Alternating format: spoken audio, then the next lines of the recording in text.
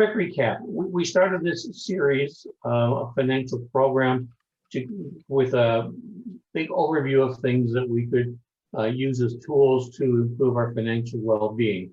Then Glenn came and he talked about the disability tax credit, which is a great program for those that can qualify. And we've got a huge number of MS clients, along with a huge variety of over 2,000 families now that we've worked with that have qualified for the disability tax credit, and they get a government refund of money, okay, and ongoing tax reduction, so you get to keep more of your money. And if there's a child involved, there can be child disability benefits. So those are things that Glenn went through.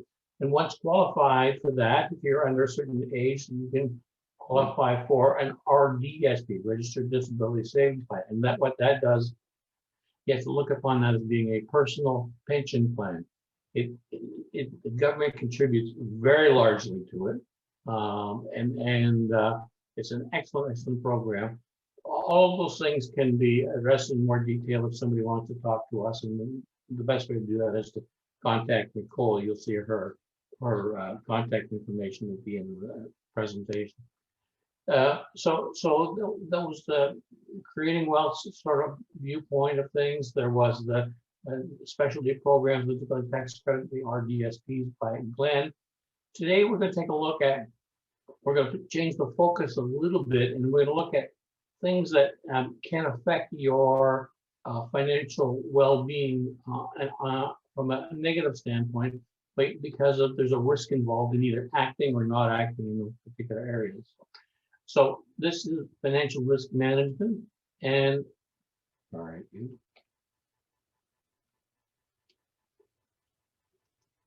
where'd it go?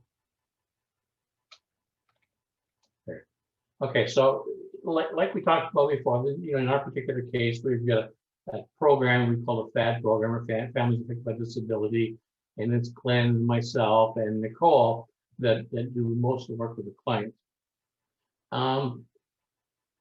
We talked about creating wealth in the first session that I did, and then this section now is called the risk management side of things. So putting together a financial game plan that offsetting particular risks, and we're looking for solutions that will protect us from any risks or undue risks that are out there.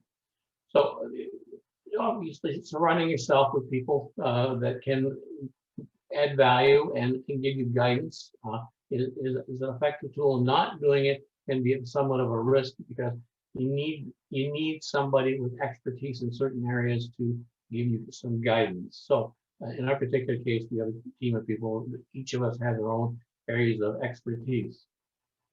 But again, surrounding your people. Part of the game plan starts with figuring out where you want to go. Call it goal setting or whatever. But if you don't know where you want to go, your risk is you're not going to get anywhere because you have no destination. So, as an example, I mean, are you looking at retiring at age 65? Are you looking at making the family financially independent at a certain age? Are you looking at being able to pay off all your bills and get into a lower debt situation? These are all goals that need to be defined, and then we get an action plan how to perform those implementation of those particular items and plans. Again, without doing the game plan, not knowing what you want to accomplish, you have a risk of not getting it done because you just don't know what you're targeting. Some of the things that we talked about in the first session were time and return on money and actual amount of money you put in. So what we want to do now is we focus on how much time you have available to you to accomplish what you want. If you're 55 and you want to retire at 60, or you're 10 years away from wanting to be mortgage free, you have to figure out what those objectives are, and then try and put together a time frame by which, and the actions you have to take within that time frame to accomplish that goal. If you don't, you risk not achieving what you want or need to have happen. The other part is spending the time to get oriented towards things that can affect your wealth creation in an effective manner. So things that we talked about the first time around were the rule of 72, compounding interest, dollar cost averaging, risk profile. What kind of risk are you willing to take? How is kind of tax treatment are you receiving? What money are you getting? Dividends, which are taxed lower than interest? Are you getting capital gains, which is taxed lower again? Is there certain things that you can do? And not learning about those creates a risk to you. The other thing is inflation. Now, historically, in the last 7 to 10 years, inflation has been extremely low. Now, in the world of finance, the world that I live in terms of investments and whatnot, there's a huge concern about inflation rearing its head. That may not mean too much on the surface, but, and we talked about this first time around as well, if you're saving money at 3% and you get an inflation of 2.5%, you really only have growth of 0.5% of your money. Okay.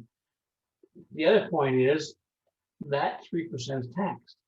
Okay. So it's what you get that counts. And in this particular case, if inflation gets higher, you're going to end up having to get a higher return on your money, hence the increase in risk to just move slightly forward. So know what your risks are, know what the risks of the investments are that you're putting your money into for saving purposes.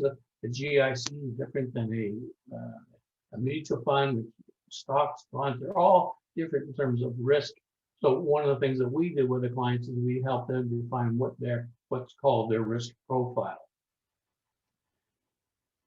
Things that we can use, tools, if they're not used correctly, you may be doing something, but it's not taking you to where you want to go. So tools that are out there for us are RSPs and tax savings accounts and RESPs, education, RDSPs, which is what Glenn talked about in the last session, for people who qualify for the disability tax credit, mortgages, mutual funds, segregated funds.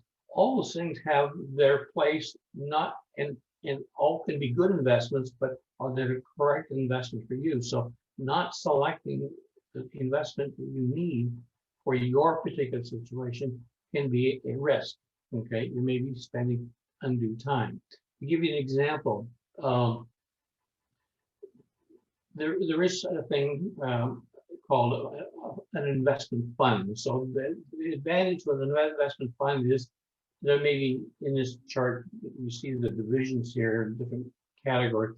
There could be 60 different companies where you hold ownership of an investment that makes money. So the advantage of that structure is that you're diversifying your risk. You're not having all your eggs in one basket. So that's the value of that particular investment. However, there's a difference.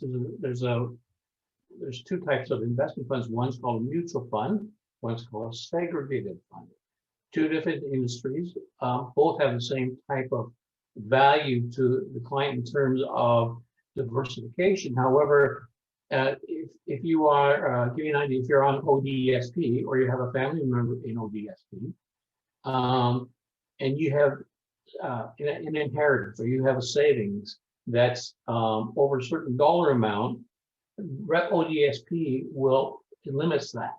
So while they provide a benefit, they also restrict how much money you have in terms of assets. Okay, if your money was in a mutual fund, you may lose your benefits either permanently or temporarily from an ODSP standpoint.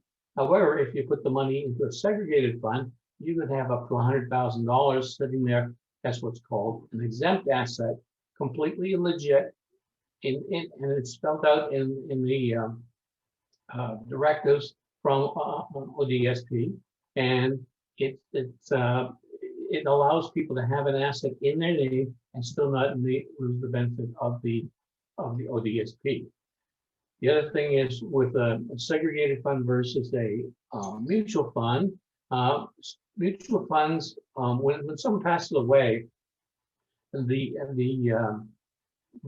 fund value goes into the reporting to the government in terms of an estate. So you have to state things that go through a probate process. In Ontario, that probate process it can be quite significant. And so for instance, if you had $150,000 worth of assets, and that in this case, if you had a house, it would be even much bigger. The first $50,000 is basically probate free. After that, 1.5% of that money goes to the government. Okay, under the probate. Okay, and for the segregated fund, it bypasses probate. You don't have that.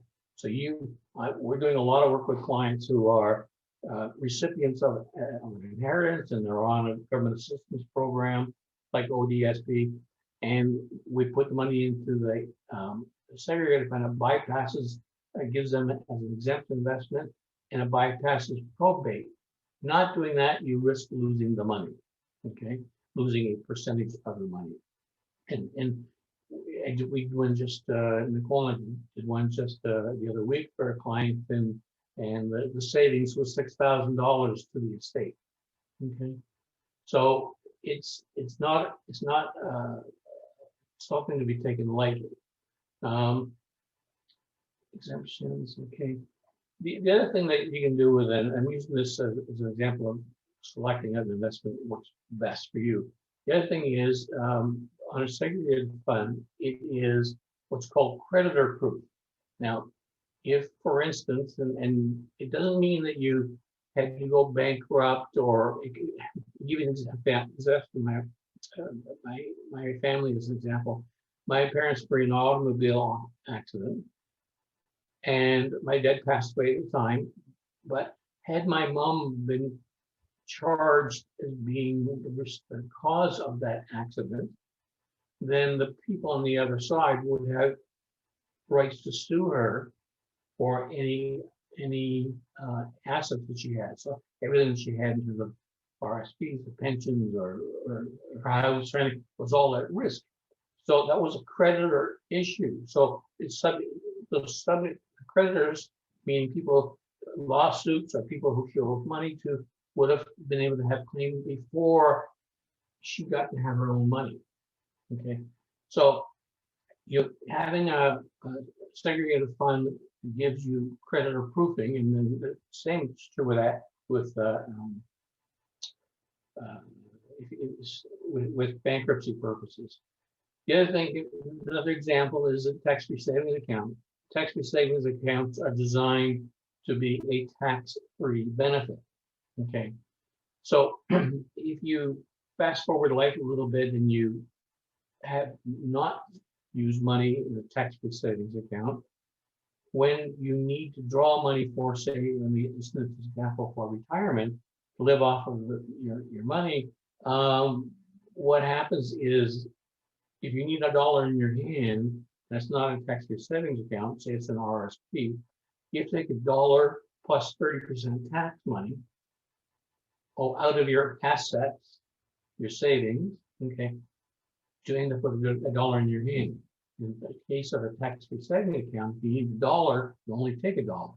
So the risk is not being able to keep your asset base strong, or keep things in to the point where you start losing money if you don't set up a tax-free savings. There are different things that we need to do to offset risks, and I'm just going to very briefly go through these, but one is selecting investments that have a particular tax treatment, capital gains, dividend, or interest, things that have a performance guarantees, things that have a death benefit. We can, for instance, if the marketplace in certain investments goes down, like it did just when the COVID started, okay, and someone passed away, what happens is the estate will get, the beneficiaries will get something that's subject to probate, and the loss is there, but also they will lose whatever the market value is. If it's gone down 30%, then they get 30% less. If you get an investment, same type of investment that has a death benefit guaranteed to it, you can have 75 or 100% of whatever you put into it is guaranteed to be there no matter what the market condition is. So it's just selecting the right story, right type of investments.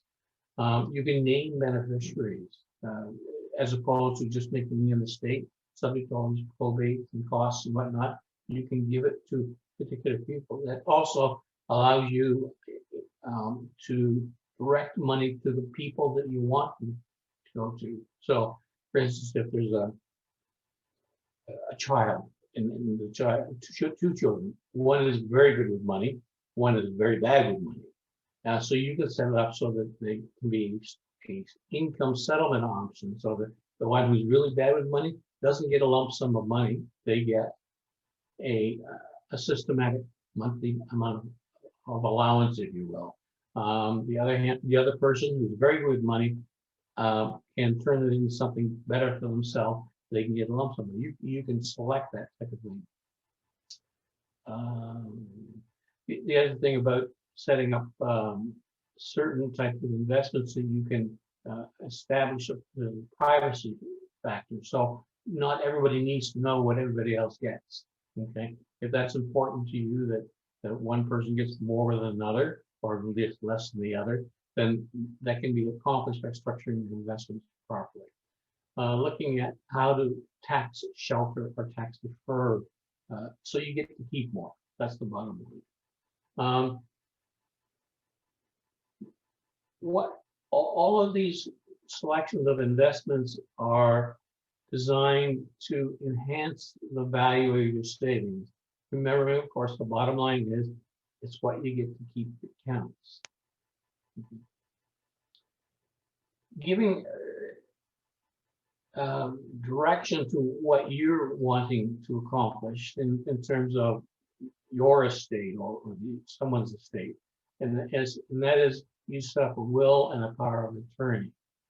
And in that you may include things like a discretionary trust, which you see a lot when we're dealing with people who are families affected by disability, and how an RDSP is treated, how inheritance can be treated. That's all defined in a will and a power of attorney format. And the risk is if you don't do that, you create a confusion. If there's no guidance or will, the government has its own rules that say this is what's going to happen with that money. This is what's going to happen, and this is how it's going to be distributed. If that's not your wishes, then that's too bad because you didn't have a will that gave direction to that. And the same is true with a power of attorney. Power of attorney is also known as a living will. Someone didn't pass away, but they have they have become mentally incompetent to make decisions. Okay, bang in the head, they've got a disease, something like Alzheimer's. So power of attorney gives someone else the authority to act upon, for that person, and create what they want to been told and they think the person will have happened. And so a power of attorney, you can name someone who makes those decisions for you. You also have to give some serious thought when you're doing a will and a power of attorney as to who the caregivers, if you will, are going to be. Who's the executor of the will? What is their role? What is their liability? Because they do have a liability. By taking action and working on your behalf, they have to do certain things that are within compliance with the government and follow the rules. It's a bit of an onerous task to become the executor, and the more complex the estate is, the more difficult it is. And using the will and a power of attorney also eliminates the need for, or eliminates the unfairness, perception of unfairness. So if you've got a beneficiary or beneficiaries, and you don't make a name and define who they are or what they get, then there's going to be a perceived unfairness by family members or whoever the recipients might be.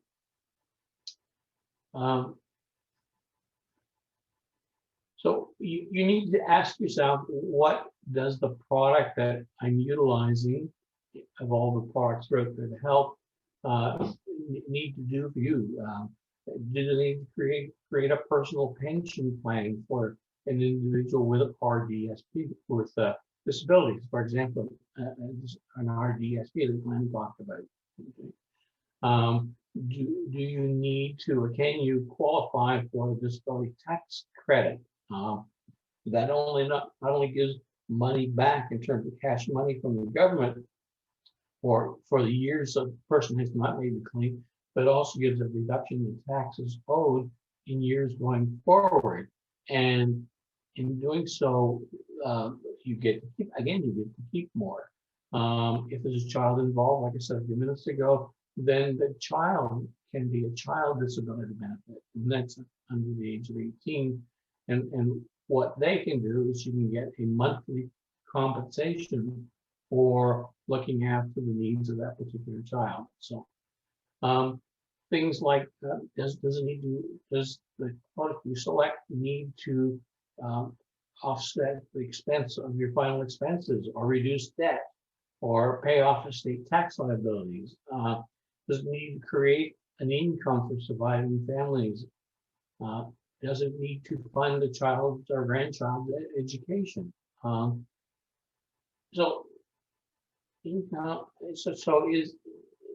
Those are sort of questions you ask yourself in terms of what does the product do, and then that helps us select the type of product that you need.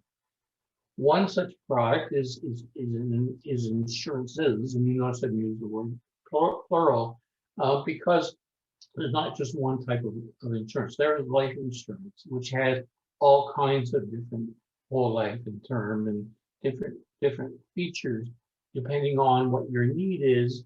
For instance, if you have an life insurance to offset the debt of a mortgage, one day, although it may seem like a long way away, that mortgage debt will be gone. So you would probably use a term insurance for that. So something that goes for a certain length of time, a term, and then it pays off the mortgage. If something, and then the mortgage is paid for, you no longer need that particular element of insurance at that point once the debt's gone. However, in the meantime, while you're getting there, a little over a 20-year period, and someone passed away at year 10, the life insurance pays for that debt. So the surviving family members do not get burdened with that added debt. Likewise, if you have someone didn't die, but they had maintained a critical illness, MS group is a prime example. Okay, if, for instance, you are unable to work, or the amount of work you can put in is reduced, then a critical illness upon diagnosis would pay a lump sum of money out to the person with the restriction, and that could be used to supplement income or to pay for certain lifestyle changes that have to be made so that one person who's been diagnosed with that critical illness can be let die after accordingly. Other types of insurance is a group, which is like if with your employee, a group benefit plan. Group creditor is another type of insurance, and that is when you go to the bank and the bank says, "Thank you, congratulations, you have a mortgage on your house now, and you've signed this, you're insured." Well, that's partly true. Group creditor insurance is what's called, they pay at time of claim. So if someone passed away and the bank's insurer says, you didn't qualify because something's changed in your life between the time you applied for it and the time someone died, then they don't have to pay. And there was a big W5 thing on this, using CIBC as an example. All banks use group creditor insurance. Okay, if you buy individual life insurance, what happens is it's guaranteed. It's approved at time of application, not time of claim. So when you make your application, and you get approved, that's it. They can't take it away. They can't do anything other than if you made a fraudulent statement. Okay, but setting that particular point aside, you will get paid. Where at a bank, group credit insurance, that's not necessarily the case. There's long-term care insurance. There's disability insurance. Again, self-described. It looks after people who have acquired a disability. Now, one thing that we've been putting in red here, because one thing we've had a high degree of success in is people with MS and other medical restrictions in their life have historically had either an impossible or nearly a very difficult time of getting approved for life insurance. They recognize the need for it. They recognize it'll offset their risks. However, they don't qualify. Well, there is now a non-medical specialty type of insurance that's out there. It's reasonably priced. There's 2 or 3 companies now that will do that, and they specialize in that particular area, and well worth taking a look at, because the alternative is not to have the insurance, and the risk is someone passes away and they can no longer, that the family members are stuck with the risk, the liabilities, and the financial losses that that particular person contributed. So take a look at your need that you need to protect, whether it be short-term need, long-term need, whether it be donating to a cause, whether it be mortgages, offsetting of the debts, whether it's supporting the family, kids' education. You need to know, or we need to know, what the need is, what the purpose is for that money, so that we can select the appropriate type of product. It's not just you should buy this insurance because it's the best thing since sliced bread. Every insurance is probably a good insurance for somebody in a certain situation, but selecting it how it matches your particular needs. Okay. Putting that into context in terms of the value of the most important asset as people try to save for their future is how they can earn money, what kind of income they can earn. And when they earn money, a certain amount goes to debt reduction, like the mortgages or credit cards, whatever it happens to be, car payments. Okay, a certain amount goes to their savings for their long-term benefits in terms of retirement. So you can accumulate money over time, and at a certain point called retirement, whenever that is for you, your financial independence, if you will, you no longer have a paycheck coming in, other than perhaps CPP and old age security. But that, along with whatever you've been able to save, it becomes your new income. Okay, if you haven't been able to save enough money to supplement CPP and old age security, then you're going to have a lower lifestyle. Okay, you're going to have a lower income to support your lifestyle. So the insurance component, you sort of take a graphic and look at your situation. If, for instance, someone passed away or was diagnosed with critical illness at a certain point, before they were able to save all their extra money, they have a decline in their income. Okay, there's a reduction in the amount of income that they don't earn income earned at all anymore, or you can't work as much, or hopefully it just has a very short-term effect. But the bottom line is, if you don't produce the income, you can't produce the investments, that the return on your money, so your savings get to the point where you can live off of that in your retiring years. Okay.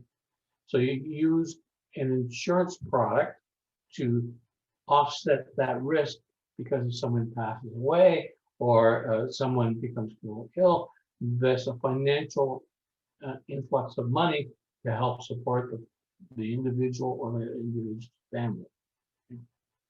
And taking that whole one step further, let's say you were successful in creating that financial nest egg and living off of it, but when the person who has created that nest egg passes away, there becomes an estate tax.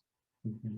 So then you take a look at how do you offset the estate tax, and that's where things like term insurance that were designed to mortgage get converted to more things like a whole life insurance, because it doesn't end, it stays there as long as someone lives. And the idea is that you offset the liabilities that someone leaves behind when they pass away. So addressing all of these topics reduces your risks and gives you basically a peace of mind.